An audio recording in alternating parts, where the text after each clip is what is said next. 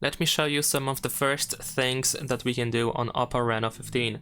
So first of all, what we're gonna do is we're gonna check notifications, because you can find a notification about finishing setting up the device, or something similar, like in my case it says that we can just tap to finish setting up, or that the setup is in progress. So in here, if we go ahead, you should be able to find a bunch of different options that you can also find during the initial configuration. You can treat it as another attempt to make some changes to set up your phone in a different way than what you did during the initial configuration. You can, for example, use that setup again in order to, let's say, set up the password, set up fingerprint and face recognition, in case you didn't do that before. But of course, if you want to, you don't have to go through all of this. You can skip through all of that, or you can just leave it as it is. You know, you can just skip and keep tapping on no thanks and so on and so forth.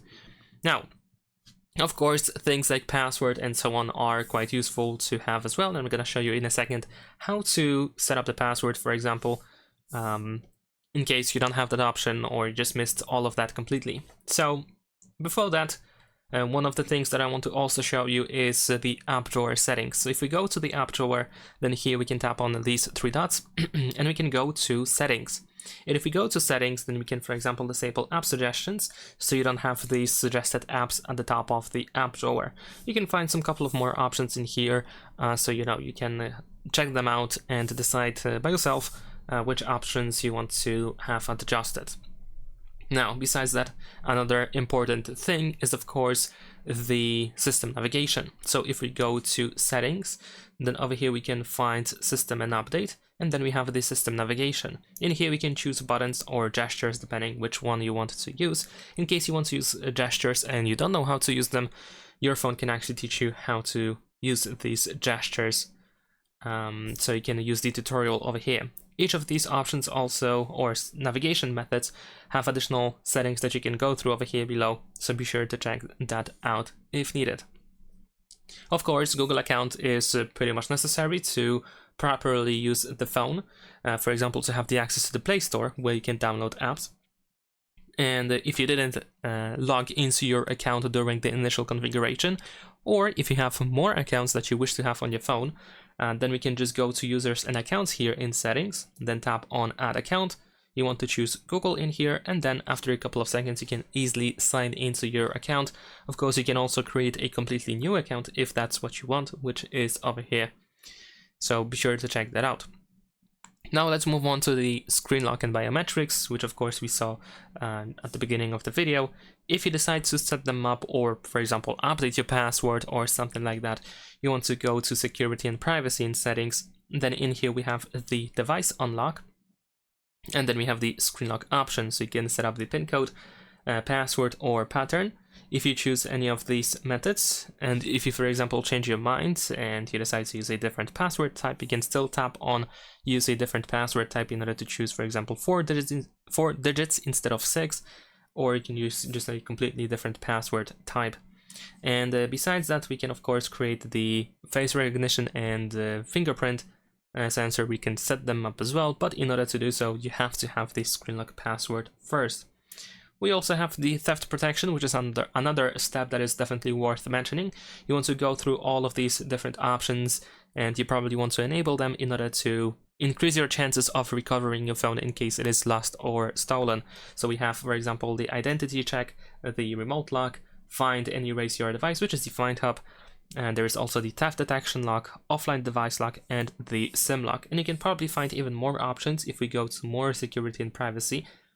So let's see if that is the case. We have, for example, the payment protection over here, which of course you might want to use. There is also the require password to power off.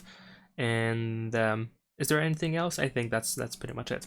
So yeah, so be sure to check these options out. Now, besides that, of course, the software should be using the latest version, or you should be using the latest version of the software on your phone, at least most of the time.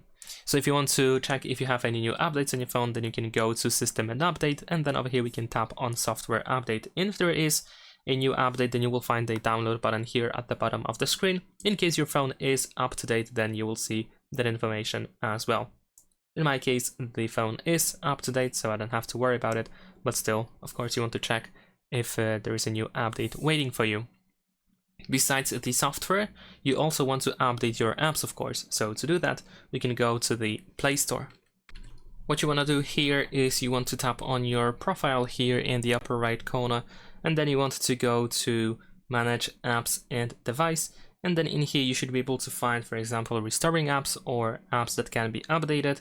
So in here we can, for example, go to Updates, and you can update everything in here one by one if you want to, or of course you can just update everything at once. Just make sure that apps are up to date. Now let's move on to the next thing, which is the automatic screen brightness. I think this is one of the most important things that you can do. The easiest way to enable or disable the automatic brightness is by going to the Control Center or Quick Settings, and then in here you can tap on the sun icon in here. This allows you to enable or disable the automatic brightness on the phone just like that. And besides that, you can also open Settings and go to Display and Brightness in here, and you can find the same option in this place.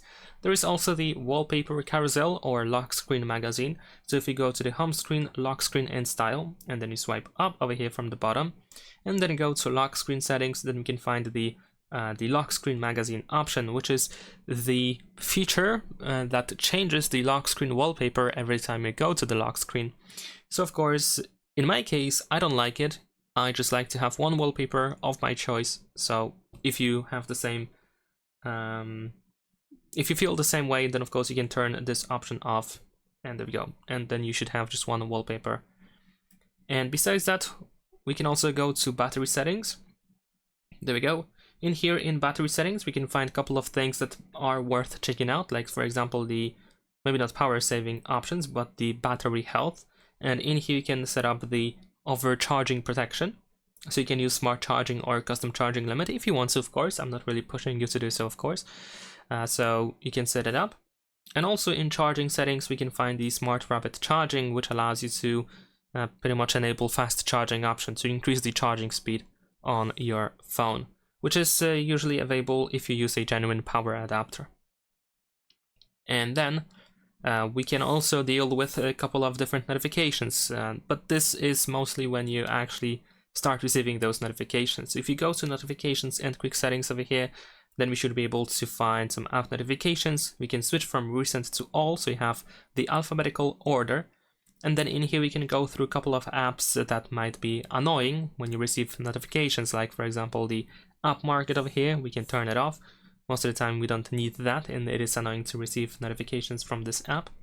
Another one will be the theme store over here, which we can turn off as well quite easily. And also there is the phone manager, which in my case has notifications disabled. In your case, probably it has disabled too, but once you open the app, the phone manager, then probably, as you can see, you can of course agree or not agree to send notifications. And there we go.